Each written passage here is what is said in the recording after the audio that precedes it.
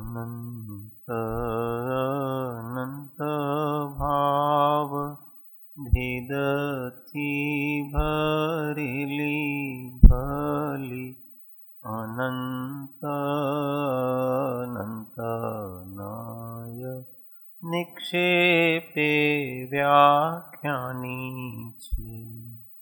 सकल जगत हित कारिणी हारिणी मोह तारिणी भवाब्धि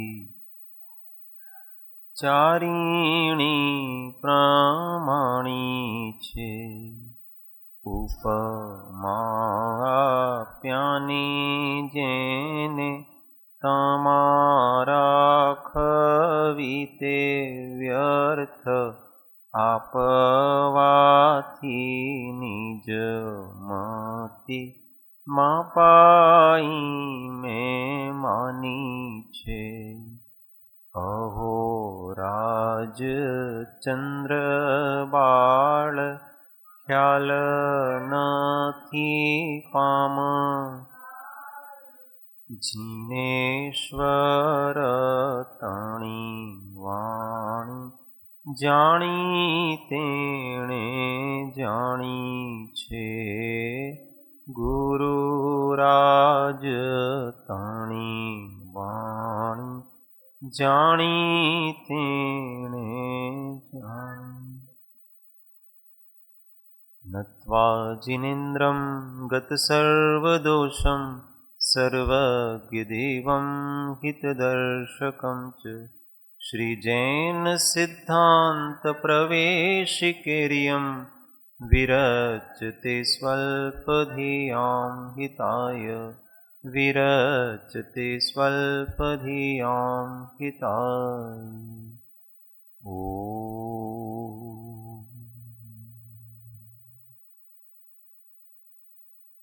जय जी जय श्री।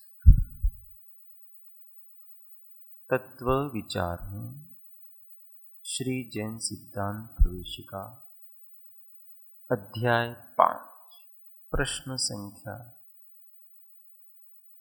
654।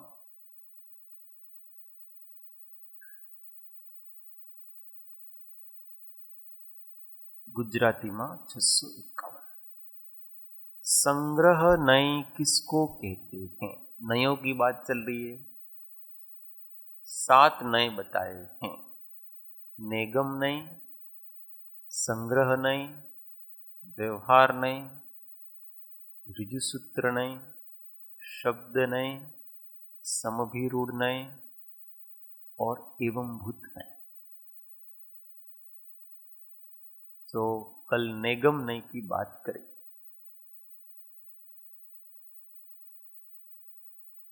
आज संग्रह नय की बात करें। उत्तर: अपनी जाति का विरोध नहीं करके अनेक विषयों का एक पने से जो ग्रहण करे उसको संग्रह नय कहते हैं। जैसे जीव के कहने से चारों गति के सब जीवों का ग्रहण होता है।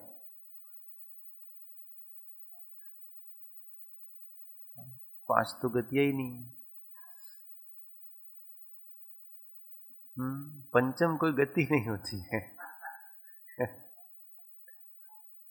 हाँ तो ठीक है, सिद्धों को भी जीव है ना, इस हिसाब से भी।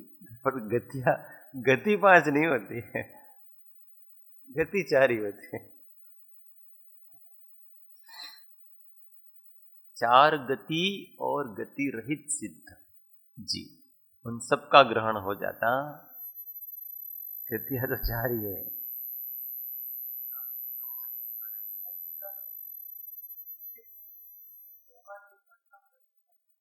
हाँ ठीक है। तो यहाँ संग्रह नय का मतलब होता है एक साथ एक शब्द में एक ही जाति के अलग अलग विशेषताओं वाले समस्त प्रकार के पदार्थों को ग्रहण कर लेना, विषय कर लेना। जैसे मुकुंद वाटिका में गए और कहा कि बहुत सारे पेड़, ये सब क्या है? तो पेड़ हैं। पेड़ कहते ही वहां नींबू के भी आ गए, चीकू के भी आ गए, छोटे छोटे झाड़ भी आ गए, सब आ गए। बाग बगीचा ऐसा कहा तो उस बगीचे में सब आ गया, फूल भी आ गए, वहां के पेड़ भी आ गए, वहां के फल भी आ गए, सब आ गए एक साथ। स्वाध्याय हॉल में 32 साधक बैठे हैं, तो क्या आ गया इसमें? स्त्री भी आ गए, पुरुष भी आ गए, बड़े भी आ गए, बूढ़े भी आ गए, छोटे भी आ गए, सब प्रकार के साधक में सब आ गया। इसको संग्रह नहीं कहते। मनुष्य कहते ही स्त्री भी आ गई, पुरुष भी आ गए, बालक भी आ गए, इसको संग्रह नहीं कहते। एक साथ सबको विषय कर लेना। 655 व्यवहार नय किसको कहते हैं? जो संग्रह नय के ग्रहण किए हुए पदार्थों का विधि पूर्वक भेद करे सो व्यवहार नय है। जैसे जीव के भेद त्रस और स्थावर आदि। हाँ हाँ ठीक है, वो भी भेद है। प्रामाणिक ये पुस्तक है हिंदी वाली, क्योंकि ये ओरिजिनल है। वो उन्होंने अनुवाद किया है तो अपनी अपनी डेढ़ होशियारी करने का प्रयत्न किया है। कभी कभी डेढ़ होशियारी अच्छी भी होती है और कभी कभी लेखक ने जो लिखा है उसको हम समझने का प्रयत्न करें, न कि उसको बदल करके हम दूसरा लिखें। जो शब्द उन्होंने लिखा है उसकी अपेक्षा समझें, न कि हम उसी को निकाल करके दूसरा। तो जो संग्रह नय है, उस संग्रह नय को का जो विषय है, उस विषय को अलग अलग भेद करके टुकड़े टुकड़े करके जो जानता है वो व्यवहार नय कहलाता। तो संग्रह नय ने चारों गतियों के जीवों को जीव कह करके एक साथ विषय कर लिया। अब व्यवहार नय है, वो उन सबका जीवों के अलग अलग भेद करेगा। तो जीव होते हैं, कैसे होते हैं? तो सबसे पहले तो दो प्रकार के जीव होते हैं, संसारी और सिद्ध। फिर संसारी जीव है वो दो प्रकार के होते हैं, त्रस और स्था। फिर त्रस है वो चार प्रकार के होते हैं, 2 इंद्रिय, 3 इंद्रिय, 4 इंद्रिय और 5 इंद्रिय। फिर 5 इंद्रिय है वो दो प्रकार के होते हैं, एक संज्ञी और असंज्ञी। फिर स्थावर होते हैं वो 5 प्रकार के होते हैं, पृथ्वी का एक, जल का एक, अग्नि का एक, वायु का एक और वनस्पति का एक। फिर ये 5 स्थावर भी दो प्रकार के होते हैं, सूक्ष्म और बादर।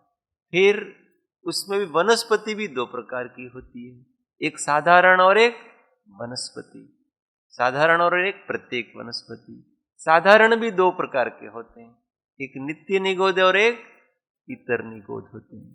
प्रत्येक वनस्पति भी दो प्रकार की होती है, एक सप्रतिष्ठित होती है और एक अप्रतिष्ठित होती है।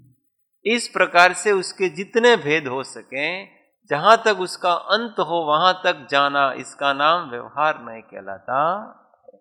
टुकड़े करते जाना, भेद करते जाना। हाँ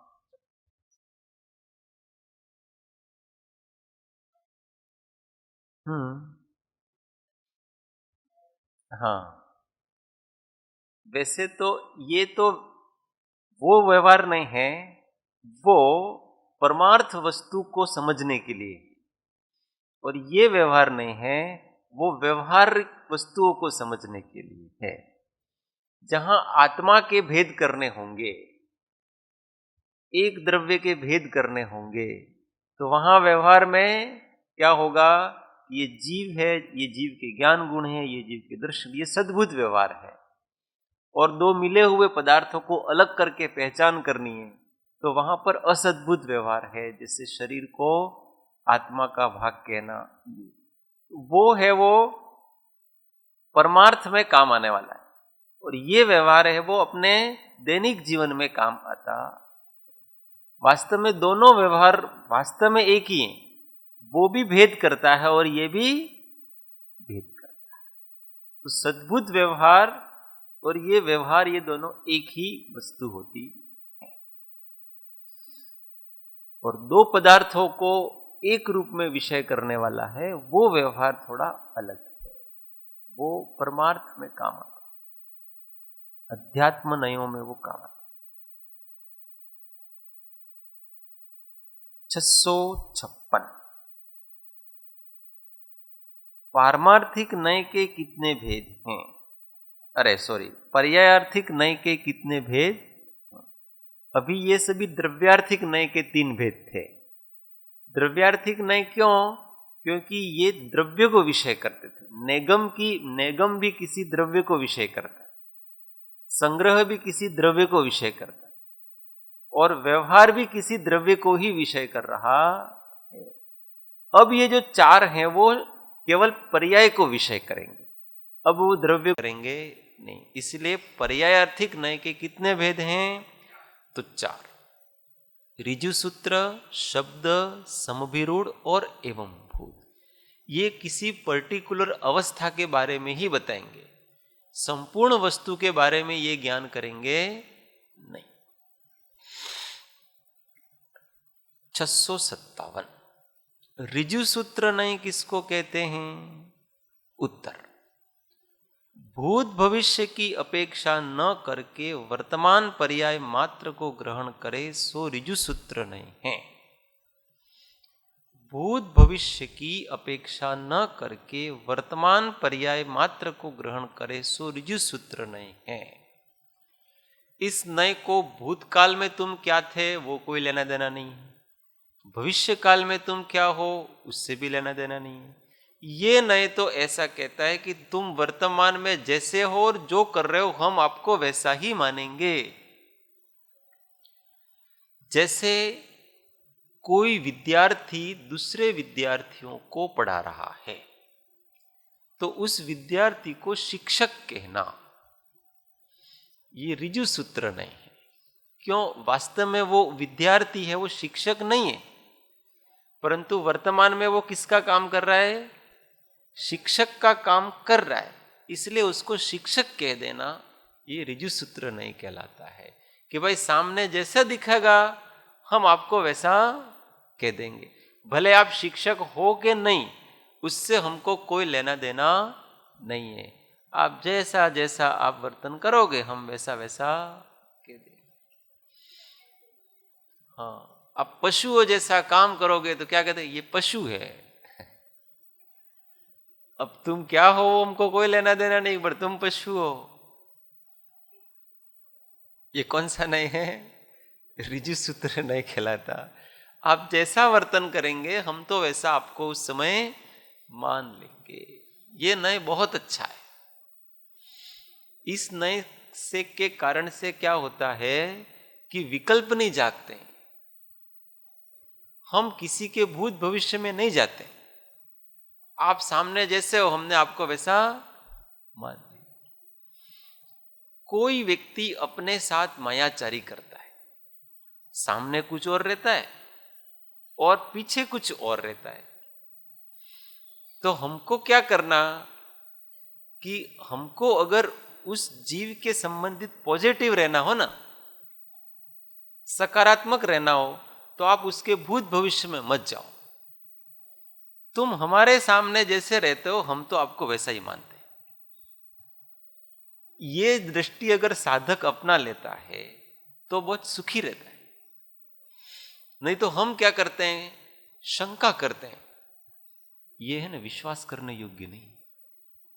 ये सबको ऐसे कहता रहता है, सामने तो सबके अच्छा ही रहता है, परंतु अंदर सब इसके अलग अलग खिचड़ी पकती है, ये सब कुटिल है अंदर से। और दूसरे लोग भी अपने को ऐसा कहते हैं कि देखो ये व्यक्ति विश्वास करने जैसा नहीं है, तुम्हारे पास आ रहा है, तुम्हारे निकट आ रहा है और तुम्हारे सामने अच्छा बन रहा है, परंतु ये तो धीमे धीमे तुम्हारे ही अंदर अंदर बुराई करता रहता है, इसलिए उसका विश्वास न करना कभी। तो जीव होता है वो फिर उसके संबंध में शंकाशील हो जाता है, नेगेटिव हो जाता है। और वो कभी अच्छा हो, वास्तविक हो, तो भी वो क्या मानेगा, इसका कोई विश्वास नहीं, पूर्वाग्रह से ग्रसित होता। तो अपने हमेशा ऋजु सूत्र नहीं से चलना कि तुम मेरे पीछे बुराई करते हो, मेरी कोई दिक्कत नहीं, जो करना है, पर मेरे सामने मुस्कुरा के रहते हो ना, अच्छे हो आप, मेरे लिए तो आप अच्छे हो, बस। आप दूसरी जगह जाके क्या करते हो, कैसा करते हो, हमको कोई लेना देना नहीं, हमारे सामने आप अच्छे हो, बस अच्छे हो, बस इतना हमको चाहिए, और कुछ हमको चाहिए नहीं। बाकी तो किस किस के बारे में खोजते रहोगे आप, कि ये अपने बारे में क्या सोचता है, ये अपने बारे में क्या बताता है, क्या को अपने सामने जो व्यक्ति है और वो जैसा अपने साथ कर रहा है वो वैसा ही है, बस। बाकी उसके जैसा होना वो, ये ऋजु सूत्र नहीं समझने का अपने को लाभ होता, सकारात्मक रहते। हाँ, वर्तमान वर्ते, जो वर्तमान में वर्त रहा है उसको विषय कर लो, बस। भूतकाल में मत जाओ आप, भविष्य काल में भी ये ऐसा होगा, तो अपने को सावधान रहना। कहीं को वर्तमान में जैसे उस समय सावधान रहेंगे अभी हमको सावधान रहने की कोई जरूरत, डरने की क्या बात है, समय आएगा तो देख लेंगे, उस समय जैसा हमारा उदय होगा वैसा होगा। ये जीने का तरीका है।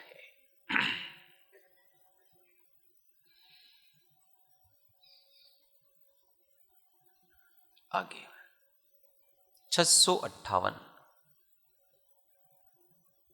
शब्द नए किसको कहते हैं? लिंग, कारक, वचन, काल, उपसर्ग आदि के भेद से जो पदार्थ को भेद रूप ग्रहण करे सो शब्द नए हैं। जैसे दारा, भार्या, कलत्र, ये तीनों भिन्न भिन्न लिंग के शब्द एक ही स्त्री पदार्थ के वाचक हैं। हाँ, स्त्री पदार्थ के वाचक हैं, बराबर। सो यह नए स्त्री पदार्थ को तीन भेद रूप ग्रहण करता है। इसी प्रकार कारक आदि के भी दृष्टांत जानना। अब ये शब्द नए क्या है, केवल शब्द को पकड़ता है, उस शब्द का जो अर्थ होता है वो ही अर्थ स्वीकार करता है, दूसरा अर्थ स्वीकार करता नहीं है। अब जैसे अनेक प्रकार के शब्दों के एक अर्थ होते हैं, पर वो उस एक अर्थ को नहीं ग्रहण करके अनेक अर्थ को ही ग्रहण करेगा। अभी यहां जैसे स्त्री शब्द, स्त्रीवाचक तीन शब्द हैं, दारा को भी स्त्री कहते हैं, भार्या को भी स्त्री कहते हैं, और कलत्र को भी स्त्री कहते हैं। जिसके ऊपर हमारा दारोमदार होता है, जिम्मेदारी होती है, उसको दारा कहते हैं। पुरुष के लिए दारा कौन है, कि हमारे ऊपर जिसकी जिम्मेदारी होती है वो स्त्री कहलाती है, तो वो जिम्मेदारी के अर्थ में लेगा। स्त्री को किसके अर्थ में लेगा, ये तुम्हारा कर्तव्य है। ये भले स्त्री हो के पुरुष हो, वो उससे को लेना देना। जब उसको भार्या कहते हैं तो जो हमारे जीवन का भार उठाती है उसको भार्या कहते हैं। हमारा वजन जो हल्का करती है उसको भार्या कहते हैं। वो भी स्त्रीवाचक है, परंतु वो वजन हल्के करने के अर्थ में लेगा ये। और जो स्त्री है वो अपने दुख बांटती नहीं है, अपने जीवन की अपनी जिम्मेदारियों को हल्का नहीं करती है, तो वो स्त्री नहीं है, वो पत्नी नहीं है। वो स्त्री के, वो पत्नी के अर्थ में आएगी नहीं, वो इसी अर्थ को लेगा यहां पर। और कलत्र का मतलब जो अपनी देह रूप है, इस कल का मतलब है शरीर, जो अपने शरीर रूप, जैसे शरीर अपना अभिन्न अंग है वैसे अपना अभिन्न अंग है, इसलिए उसको अर्धांगिनी कहते हैं। तो उस अर्थ में ही वो लेगा। तो स्त्री के वाचक 3 शब्द हैं, पर जो जिसका अर्थ है उस रूप में उस अर्थ को वो लेगा। कहने का अर्थ जब शब्द नहीं है, वो केवल शब्द को पकड़ता है। स्त्री अकेली का मतलब किसी की पत्नी को स्त्री कहती,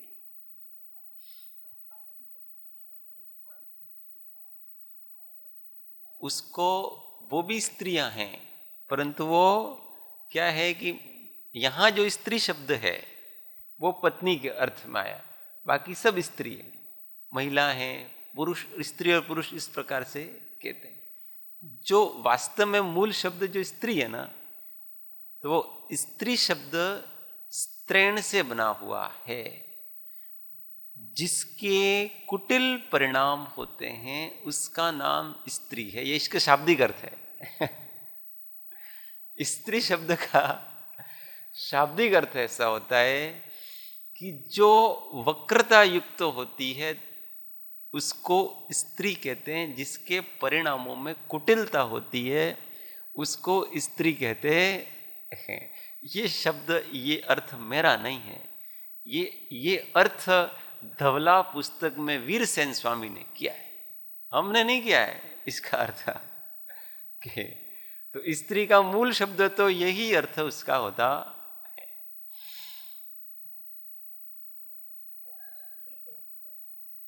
तिरिया, देखो तिरिया शब्द किससे बना है?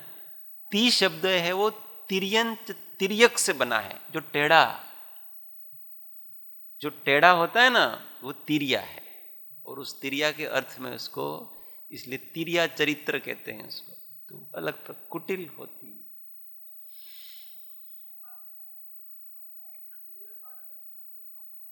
हाँ, तो सब होता है, वो आत्मा है ना, आत्मा के अर्थ में तो आत्मा के गुण कम ज्यादा तो सब में होते हैं, इसमें कोई दिक्कत है। हमको कोई भी वस्तु अपने ऊपर नहीं लेने का है, हमको वस्तु समझने के। अगर आप अपने आप को स्त्री मानते हो तो आप अज्ञानी हो, और अपने को ऐसा लगता है कि ये हमको कह रहे हैं तो हम अज्ञानी हैं, क्योंकि हमने स्त्री माना अपने आप को। हम स्त्री और पुरुष, यहां तो वो स्त्री स्वभाव को बता रहे कि स्त्री स्वभाव, उस स्त्री पर्याय होती कैसे है और पुरुष पर्याय होती कैसे है। तो जो माया प्रधान जिसका व्यक्तित्व होता है, जो मनुष्य माया प्रधान व्यक्तित्व वाले को, वो स्त्री है, और अहंकार प्रधान व्यक्तित्व होता है वो पुरुष है। ऐसे दोनों के अर्थ बताए गए। तो ये शब्द नहीं है, वो ऐसे। अब पुरुष किसको मानेगा शब्द नहीं? तो जो पुरुषार्थ करता है वो पुरुष, ये शब्द नहीं, पुरुष उसको मानता है। अब उस अर्थ में स्त्री भी पुरुष है और पुरुष भी पुरुष है। कैसे? स्त्री भी पुरुषार्थ करती है और पुरुष भी पुरुषार्थ करता है। जो पुरुषार्थ करता है वो पुरुष, इसीलिए पुरुष शब्द आत्मावाची है, आत्मा को पुरुष कहते हैं। और अगर हम अपने आप को आत्मा मानते हैं तो हम पुरुष, स्त्री नहीं है। इसलिए यहां बैठे हैं वो सब कौन हैं? पुरुष।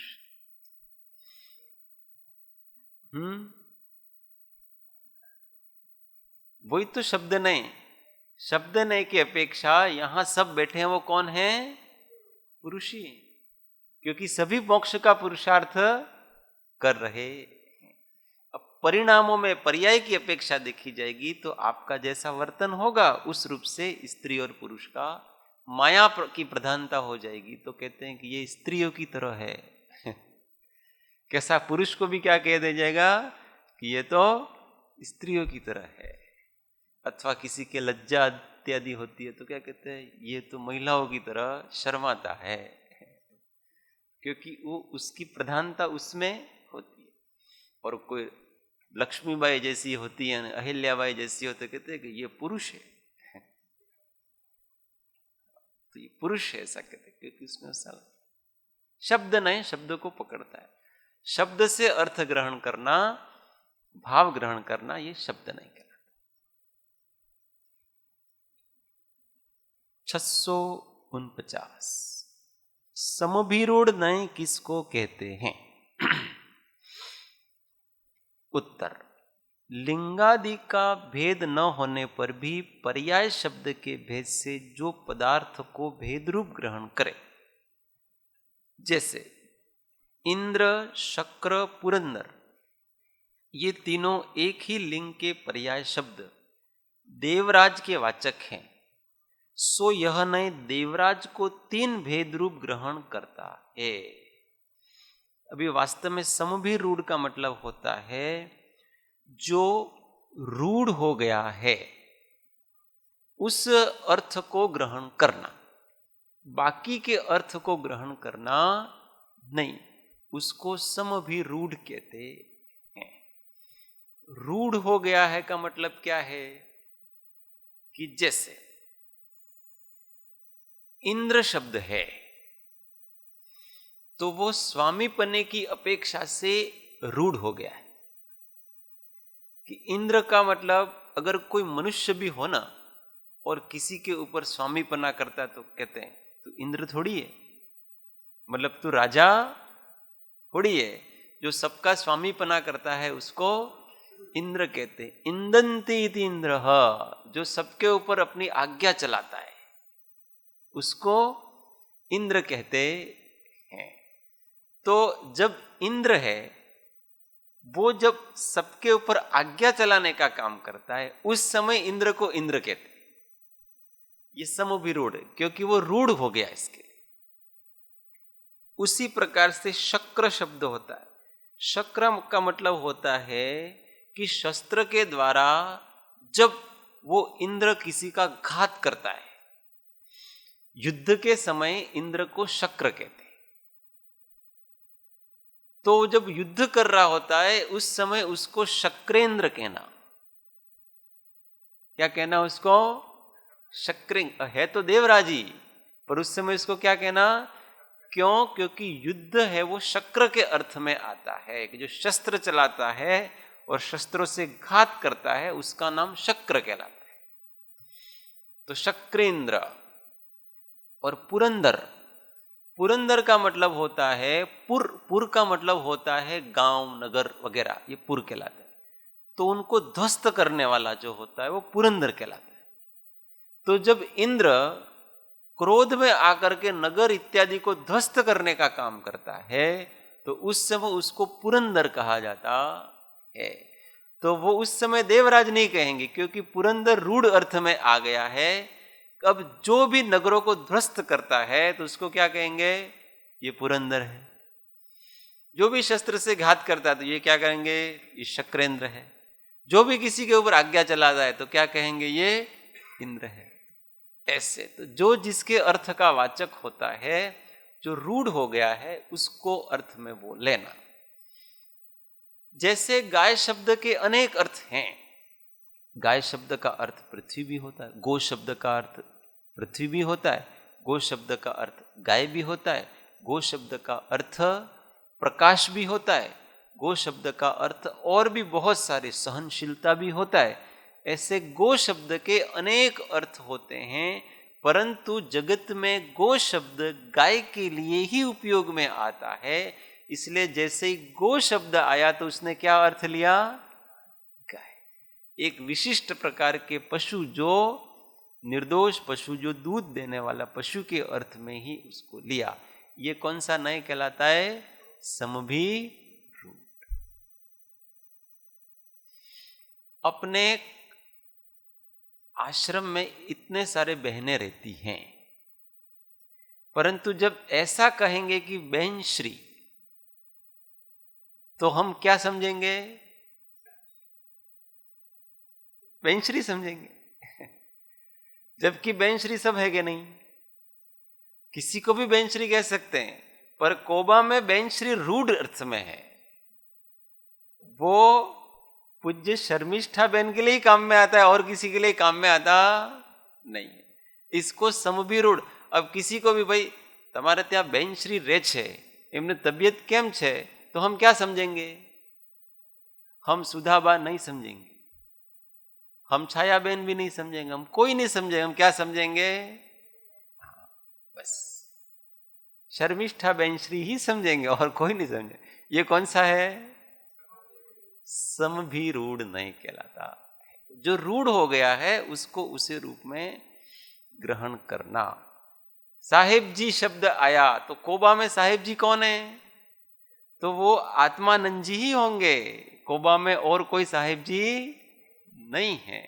इसको रूढ़, सम भी रूढ़ नहीं कहते हैं। अब यहां साहेब सबको कह देंगे। कोई मुझे भी साहेब कहेगा, कोई महेंद्र भाई को भी साहेब कहे, कोई विपिन भाई को भी साहेब कहे, सबको साहेब कहते हैं यहां पर। परंतु जब कोबा के साहिब जी ऐसा शब्द आए तो किसको लिया जाएगा? वो पूज्य आत्मानंद जी ही हैं और कोई, ये रूढ़ हो गया है उनके लिए। हाँ, अब भैया जी ऐसा कहेंगे तो किसको अर्थ लेगा? तो वो सुरेश जी के अर्थ में ही आएगा और किसी के अर्थ में आएगा नहीं। ये रूढ़ कहलाता, सम भी रूढ़ नहीं, इस प्रकार से। जैसे आत्मा शब्द, ऐसा शब्द आया तो क्या अर्थ लिया जाएगा? चेतना ही अर्थ लिया जाएगा। जबकि आत्मा तो सबका अपना अपना है। कोई किसी के बच्चे को भी ये मेरी आत्मा ऐसा कहता है, सब प्रकार से अलग अलग है। पर आत्मा शब्द आया तो ये रूढ़ किसके लिए? अपनी चेतना के लिए है। तो वहां चेतना का ही ग्रहण होता है, अन्य किसी का ग्रहण होता नहीं। ये सम भी रूढ़ नहीं कहलाता। 660 एवं भूत नय किसको कहते हैं? उत्तर, जिस शब्द का जिस क्रियारूप अर्थ है उसी क्रियारूप परिणमे पदार्थ को जो ग्रहण करे सो एवं भूत नय है। जैसे पुजारी को पूजा करते वक्त ही पुजारी कहना। ये एवं भूत का मतलब होता है वो जैसा है वो वैसा कर रहा हो, उसी समय उसको वैसा कहना, बाकी समय उसको ऐसा कहना नहीं। उसको एवं भूत कहते हैं। जैसे कोई पुजारी है तो वो वास्तव में 24 घंटे पुजारी ही है। जो काम करता है वो पुजारी है। पूजा का जो काम करता है वो पुजारी है। परंतु जिस समय वो पूजा कर रहा है उसी समय उसको पुजारी कहना, वो एवं भूत नहीं। बाकी समय आप पुजारी कहोगे तो वो एवं भूत नहीं। हम सभी साधक हैं, तो जिस समय हम ज्ञान ध्यान कर रहे हैं उसी समय हमको साधक कहना, बाकी के समय में साधक कहना नहीं। पर इसका अर्थ नहीं है कि बाकी के समय में साधक नहीं है। हम 24 घंटे साधक हैं। जैसे शिक्षक है तो जिस समय वो पढ़ा रहा है उसी समय उसको शिक्षक कहना, बाकी के समय उसके घर में वो उसके खेत में खेती कर रहा है उस समय उसको शिक्षक नहीं कहना। तो ये कौन सा नहीं कहलाता है? एवं भूत नहीं। हाँ, वर्तमान कार्य हो रहा है उसी प्रकार से उसको विषय करने वाले शब्द का नाम है एवं भूत नहीं। हाँ, अभी ये मैं बोलने वाला था कि अभी ये प्रश्न तो उठेगा कि ऋजु सूत्र नय और एवं भूत नय में अंतर क्या है? हाँ, पर्याय तो दोनों हैं, दोनों चीजें हो सकती हैं। अब समझ में आ गया ना दोनों के शब्द से। देखो, विद्यार्थी को पढ़ाते समय शिक्षक कहना, ये कौन सा नहीं है? ऋजु सूत्र नहीं। और शिक्षक को पढ़ाते समय शिक्षक कहना, ये कौन सा नहीं है? अब अंतर समझ में आया? क्या समझ में आया?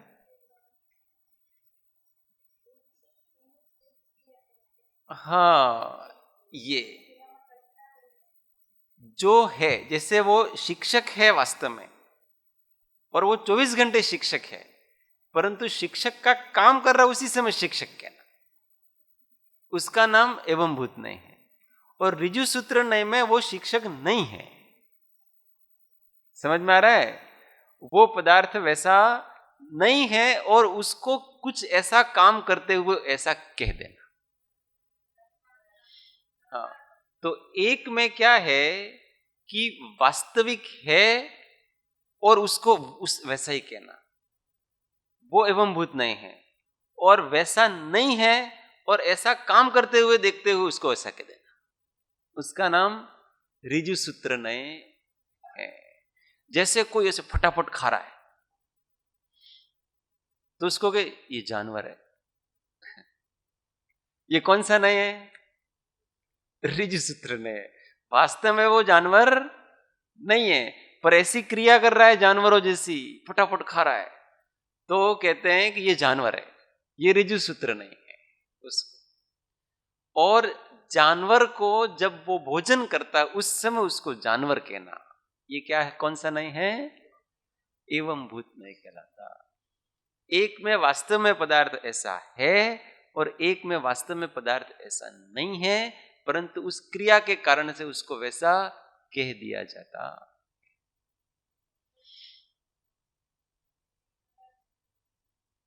हाँ, अब जब डॉक्टर है तो जब पेशेंट को देख कर रहा है उसी समय उसको डॉक्टर कहना, ये कौन सा नहीं है?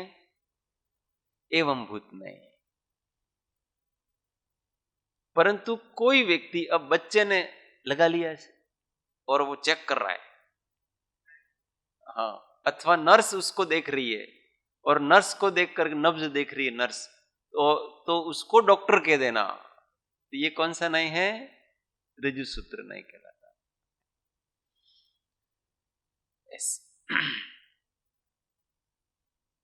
तो हम एवं भूत नहीं, ऋजु सूत्र नहीं, ये सब नहीं क्या है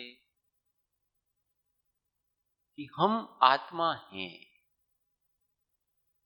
पर जिस समय हम आत्म रूप व्यवहार करते हैं उसी समय हमको आत्मा कहना, ये कौन सा नहीं है?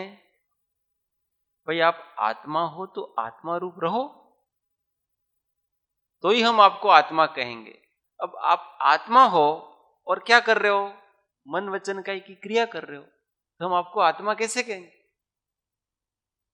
जब आप मन वचन काय की क्रिया कर रहे हो और आपके परिणाम हैं वो विभाव रूप परिणत हो रहे, तो हम आपको शुद्धात्मा कैसे कहेंगे? आप शुद्धात्मा नहीं हो। कब कहेंगे? जब शांत भाव से बैठोगे और अपने शुद्ध स्वरूप का अनुभव करोगे, उसी समय तुम शुद्धात्मा हो। परंतु कोई व्यक्ति ऐसे ही नाटक कर रहा है। नाटक क्या कर रहा है? बैठा हुआ है शांत से, और उस समय क्या कह देना? ये शुद्धात्मा है। इनको देख के क्या कह देना? ये शुद्धात्मा है। ऋजु सूत्र नहीं, जो जैसा वर्त रहा है ऐसा कहते। ऐसे मूल सब वस्तु समझ लेना, बाकी बहुत से उदाहरण हैं। तो एवं भूत नहीं समझ गए? 661।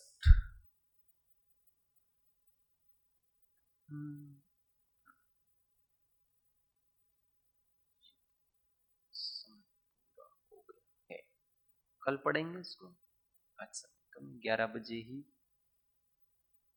एक ही दिन में सब पूरा हो जाए, 2 दिन लगेंगे ज्यादा से ज्यादा। 6 तारीख को पूरा कर लेंगे, 7, 8, 9, 10, 11, 5 दिन रिवीजन करें।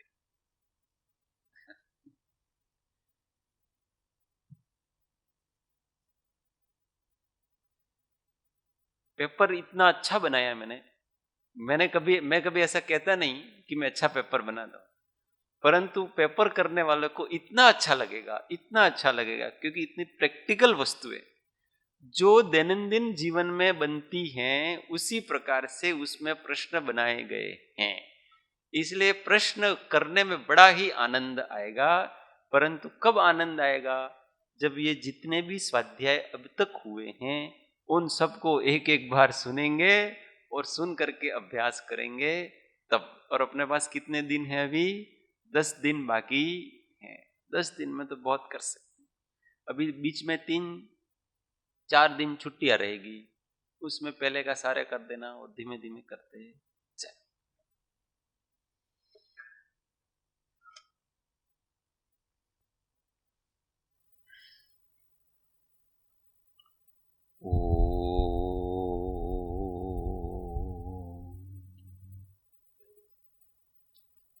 जा वाणी के ज्ञान से सुझे लोकालोक, सो वाणी मस्तक नमो सदा देत हूँ लोक। हे जिन वाणी भारती तोहि जपो दिन रैन, जो तेरा शरणा लहे सो पावे सुख चैन। देव भजो अरिहंत को गुरु सेवो निर्ग्रंथ, दया धर्म पालो सदा यही मोक्ष का पंथ। नौ नमस्कार महामंत्र। आत्म अनुसार।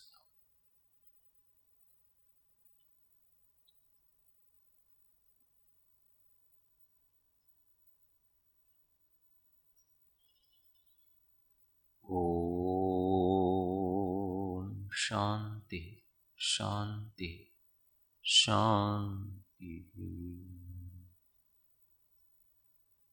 जय सद्गुरु।